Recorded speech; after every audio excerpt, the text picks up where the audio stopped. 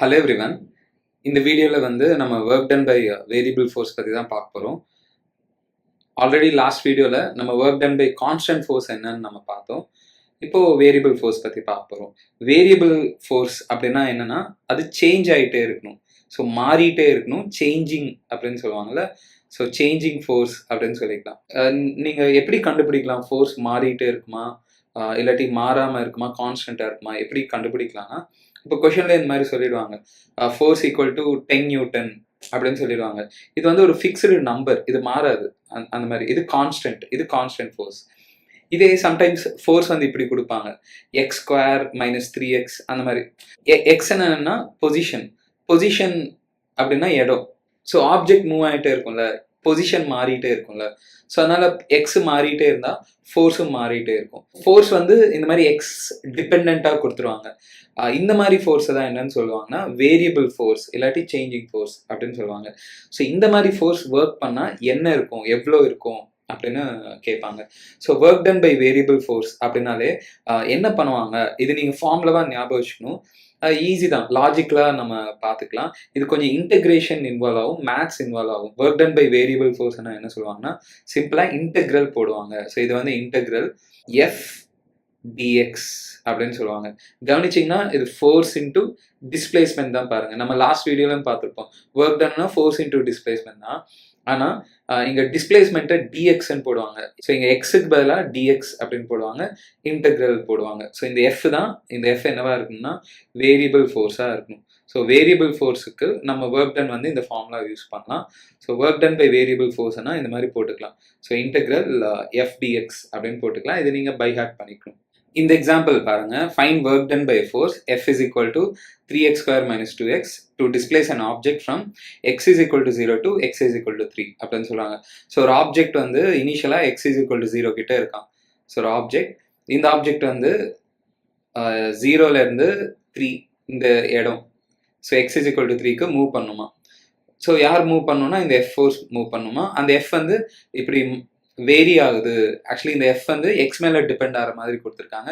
So இதை variable ஃபோர்ஸ்ன்னு சொல்லுவாங்க. ஏன்னா ஆப்ஜெக்ட் மூவ் ஆகிட்டே இருந்தால் எக்ஸ் மாறிட்டே இருக்கும், எக்ஸ் மாறிட்டே இருந்தால் ஃபோர்ஸும் மாறிட்டே இருக்கும். இதுதான் வேரியபிள் ஃபோர்ஸ் அப்படின்னு சொல்லுவாங்க.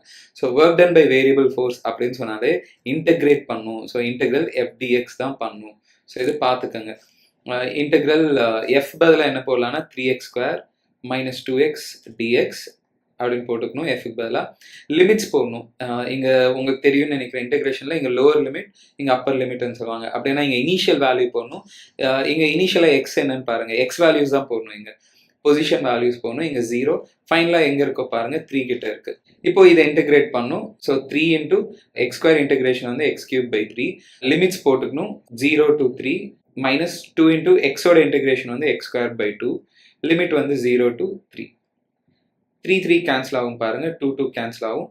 அதுக்கப்புறம் 3 இதில் சப்ஸ்டிட் பண்ணுங்க. 3 இதில் சப்ஸ்டிட் பண்ணால் 3 கியூப் வரும். மைனஸ் போட்டு அப்புறம் 0வை சப்ஸ்டிட் பண்ணும். எனிவே அது 0 ஆகிடும். மைனஸ் அதே மாதிரி 3 இதில் சப்ஸ்டிட் பண்ணுங்க, 3 ஸ்கொயர். 0வை சப்ஸ்டிட் பண்ணுங்க, 0 square. 3 cube 27 minus 3 square 9. 27 minus 9 18 வரும். யூனிட்ஸ் ஜூல்ஸ் அப்படின்னு போட்டுக்கலாம். இந்த கொஸ்டின் பாருங்க 2019 கொடுத்துருந்தாங்க. A force F is equal to 20 plus 10y அப்படின்னு கொடுத்துருக்காங்க. பாருங்க, ஃபோர்ஸ் எக்ஸ்ல கொடுக்கலாம், வைல கொடுக்கலாம். ஒரு ஆப்ஜெக்ட் y டைரக்ஷன்ல மூவ் ஆச்சுன்னா ஃபோர்ஸ் வைல கொடுக்கலாம். ஸோ அந்த மாதிரி தான் கொடுத்துருக்காங்க. So 20 plus 10y acts on the particle moving in y direction. அப்புறம் work done by this force from y is equal to 0 to y equal to 1 அப்படின்னு சொல்றாங்க. ஃபோர்ஸ் ஆப்வியஸ்லி இது வேரியபிள் ஃபோர்ஸ், ஏன்னா ஃபோர்ஸ் y மேல depend ஆகிற மாதிரி கொடுத்துருக்காங்க. Again work done by variable force அப்படின்னு கேட்டாங்கன்னா work done is equal to integral F. நம்ம ஜென்ரலாக எக்ஸ் டைரக்ஷன் மூவ் ஆச்சுன்னா எக்ஸ்ன்னு போடுவோம். நீங்கள் y டைரக்ஷனால நீங்கள் dy அப்படின்னு மாற்றிக்கலாம். சுச்சுவேஷன் பொறுத்து நீங்கள் சேஞ்ச் பண்ணிக்கலாம். ஃபோர்ஸ் என்ன சொல்லியிருக்காங்க, ஸோ 20 plus 10y இதுதான் ஃபோர்ஸ். இனிஷியலாக y 0, ஃபைனலாக y பாருங்க 1ன்னு சொல்லியிருக்காங்க. 1ன்னு இங்கே போட்டுக்கோங்க. அவ்வளோதான். இதை இன்டெகிரேட் பண்ணுங்க. 20 இன்டெகிரேட் பண்ணால் என்ன வரும்னா 20y அப்படின்னு வரும். Plus 10y. So 10 into y integrate பண்ணால் y ஸ்கொயர் பை 2 அப்படின்னு வரும். லிமிட் 0 to 1 போட்டுக்கோங்க. இது கேன்சல் பண்ணலாம் 5. இப்போ 1 டைரெக்டாக இதில் சப்ஸ்டிட் பண்ணலாம். ஸோ 20 இன்டூ 1 எங்கெங்க y இருக்கோ அதில் சப்ஸ்டியூட் பண்ணுங்க. 5 into 1 square மைனஸ் அப்புறம் 0 சப்ஸ்டியூட் பண்ணும். எனிவே இது 0 ஆகும். 0 into anything 0. இதுவும் 0 இதில் சப்ஸ்டியூட் பண்ணால் 0 ஆகிடும். 20 ப்ளஸ் இது 5 into 1 25 ஜூல்ஸ் அப்படின்னு வரும். நெக்ஸ்ட் கான்செப்ட் பாருங்க, இன்டெக்ரல் y dx. நார்மலாக இன்டெகிரேஷன் வச்சு என்ன கண்டுபிடிக்கலாம் அப்படின்னு பார்த்தீங்கன்னா area under the graph. So area under the graph நீங்கள் கண்டுபிடிக்கலாம். இது y ஆக்சிஸ், இது x ஆக்சிஸ்ன்னு வச்சுக்கலாம், இது கிராஃப் அப்படின்னு வச்சுக்கலாம். ஸோ கிராஃப் வந்து போடுறாங்க இந்த மாதிரி இருக்கு. கிராஃப் கீழே ஏரியானா இதுதான் ஏரியா. இந்த ஏரியாவை நீங்கள் கண்டுபிடிக்கணும்னா சிம்பிளா ஏரியா எதுக்கு ஈக்குவலாக இருக்கும்னா கண்டிப்பாக இன்டெக்ரலுக்கு ஈக்குவலாக இருக்கும். இன்டெக்ரல் y dxக்கு ஈக்குவலாக இருக்கும்னு சொல்லுவாங்க. இது வந்து 12th மேத்ஸில் வரும். சரி, அந்த பாயிண்ட்டை நீங்கள் ஞாபகம் வச்சுங்க. இதை வச்சு நம்ம என்ன பண்ணுவோம்னா இப்போ ரொம்ப important, area under force displacement graph. சிம்பிளாக சொல்லணும்னா ஃபோர்ஸ்னா எஃப், டிஸ்பிளேஸ்மெண்ட்னா X. So area under force displacement graph கண்டுபிடிச்சா என்ன வரும், அந்த மாதிரி கொஷின்ஸ் கேட்பாங்க. ஸோ இப்போ கிராஃப் எப்போதுமே ஞாபகம் வச்சுங்க, இந்த மாதிரி ரெண்டு டேர்முக்கு கிராஃப் போட சொன்னால் ஃபர்ஸ்ட் எதை மென்ஷன் பண்ணுறாங்களோ அது வந்து நீங்கள் y ஆக்சிஸ் மேலே போட்டுக்கணும். ரெண்டாவது எது மென்ஷன் பண்ணுறாங்களோ அது x ஆக்சிஸ் மேலே போட்டுக்கணும். ஸோ இங்கே ஃபோர்ஸ் ஃபர்ஸ்ட் மென்ஷன் பண்ணுறாங்க. ஸோ ஃபோர்ஸ் வந்து y ஆக்சிஸில், டிஸ்பிளேஸ்மெண்ட் வந்து x ஆக்சிஸில். இதுதான் கிராஃப் அப்படின்னு வச்சுக்கலாம். லெட்ஸ் சே அவங்க கிராஃப் கொடுத்துருவாங்க. கொடுத்துட்டு இந்த கிராஃப் கீழே ஏரியா, இந்த ஏரியா கண்டுபிடிச்சா அது எதுக்கு ஈக்குவலாக இருக்குமோ பாருங்க. ஏரியானா என்ன வரும்னா இன்டெக்ரல் y dx இல்லை. ஸோ yக்கு பதிலாக இங்கே யார் இருக்காங்களோ பாருங்க, ஃபோர்ஸ். எக்ஸுக்கு பதிலாக எக்ஸ் தான் இருக்கு. ஸோ dx அப்படின்னு வரும். ஸோ இந்த ஏரியா கண்டுபிடிச்சா உங்களுக்கு என்ன வரும், அந்த ஏரியா கண்டுபிடிச்சா இன்டெக்ரல் f dxன்னு வரும். ஆனால் இன்டெக்ரல் f dxன்னா நம்ம இதுக்கு முன்னாடி தான் பார்த்தோம். அதுதான் நம்ம என்ன சொல்லுவோம், ஒர்க் டன் அப்படின்னு சொல்லுவோம். ஸோ ரொம்ப ரொம்ப இம்பார்ட்டன்ட், ஏரியா அண்டர் தான். ஸோ இந்த கிராஃப் கீழே area under FX graph, force displacement graph நீங்கள் கண்டுபிடிச்சா எதுக்கு ஈக்குவலாக இருக்கும் அப்படின்னு பார்த்தீங்கன்னா ஒர்க்குக்கு ஈக்குவலாக இருக்கும். இந்த எக்ஸாம்பிள் பாருங்க, எஃப்எக்ஸ் கிராஃப் கொடுத்துட்டாங்க, ஃபோர்ஸ் டிஸ்பிளேஸ்மெண்ட் கிராஃப் கொடுத்துருக்காங்க. இந்த கிராஃப்லேருந்து என்ன கேட்குறாங்கன்னா ஒர்க் கண்டுபிடிக்க சொல்கிறாங்க யூஸிங் இந்த கிராஃப். கவனிச்சிங்கன்னா இதில் கிராஃப் பாருங்க, இப்படி ஏறுது அப்புறம் டிக்ரீஸ் ஆகுது, இந்த மாதிரி கொடுத்துருக்காங்க. இதுதான் graph, area under the graph. So இந்த ஏரியா நீங்கள் கண்டுபிடிச்சிங்கன்னா கண்டிப்பாக அதுக்கு எதுக்கு ஈக்குவலாக இருக்கும், ஒர்க்குக்கு ஈக்குவலாக இருக்கும். அப்படியே சிம்பிளாக சொல்லிக்கலாம்.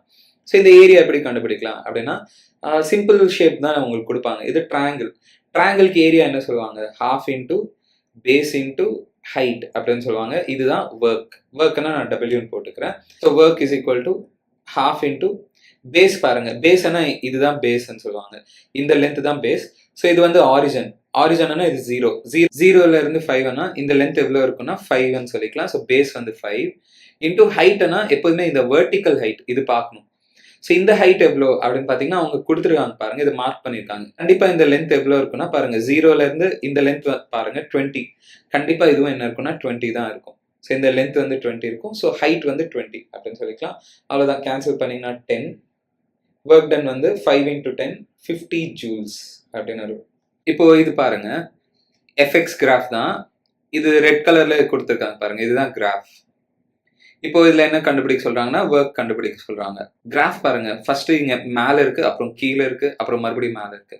இந்த மாதிரி கொஸ்டின்ஸ்ல பாருங்க, இது வந்து நீங்க 3ஆ பிரிச்சுக்கலாம். இது ஒரு கிராஃப், இது ஒரு கிராஃப், இது ஒரு கிராஃபா பிரிச்சுக்கலாம். லெட்ஸ் சே இந்த ஏரியா இது வந்து A1 அப்படின்னு வச்சுக்கலாம். இப்போ கிராஃப் கீழே இருக்குல்ல, இப்போ ஏரியா எது எடுத்துக்கணும் அப்படின்னு பாத்தீங்கன்னா எப்போதுமே ஏரியா வந்து வித் எக்ஸ் ஆக்சிஸோட தான் எடுத்துக்கணும். ஸோ இப்போ கிராஃப் இது இருக்கு, எக்ஸ் ஆக்சிஸ் இருக்கு, இது என்க்ளோஸ், இந்த ஏரியா தான் நீங்க கால்குலேட் பண்ணணும். இது வந்து ஏரியா 2 அப்படின்னு வச்சுக்கலாம். அதே மாதிரி கிராஃப் இது இருக்குல்ல, கிராஃப் இது எக்ஸ் ஆக்சிஸ், இந்த ஏரியா இது வந்து A3 அப்படின்னு வச்சுக்கலாம். இப்போ ஒர்க் கேட்டாங்கன்னா என்ன பண்ணணும்னா ஆப்வியஸ்லி இந்த ஏரியா தான் ஒர்க். ஆனா இங்க 3 ஏரியா இருக்குல்ல, என்னென்ன கிராஃப் மேல இருக்கோ அந்த ஏரியா வந்து நீங்க ஆட் பண்ணணும்.